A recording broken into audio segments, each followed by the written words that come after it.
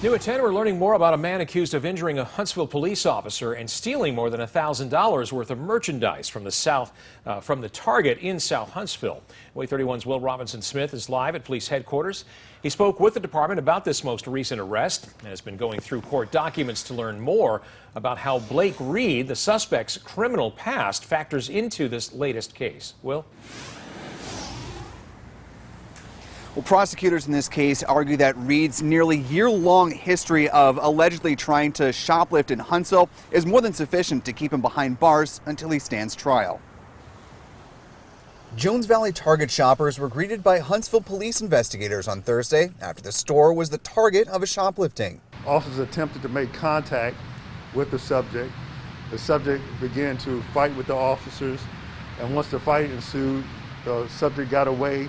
Lieutenant Jesse Sumlin says the officer was again able to reach the suspect, later identified as Blake Reed. At that point, Lieutenant Sumlin says Reed fought the officer again. This time, it was captured on cell phone video by a witness. Before fleeing the parking lot, Lieutenant Sumlin says Reed dragged the officer with his car. In this job, you never know how the call is going to end, regardless if it's a shoplifter or any other call.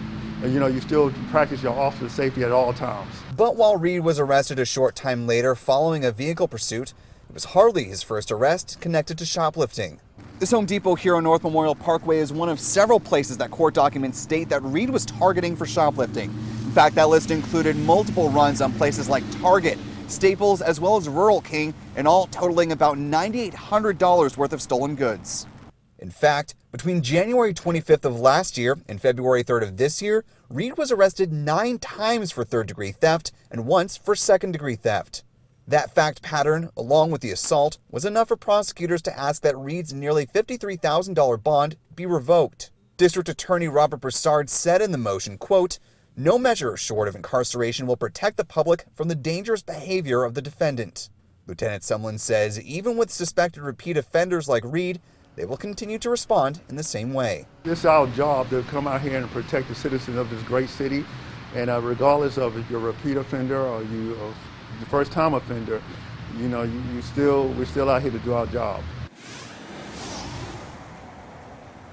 As of tonight, that judge in this case has not made a statement on whether or not they're going to honor the request for a no bond in this case. As of now, Reed is scheduled to appear in court for a jury trial on a 2017 drug charge. All of his theft charges are scheduled to go to a grand jury.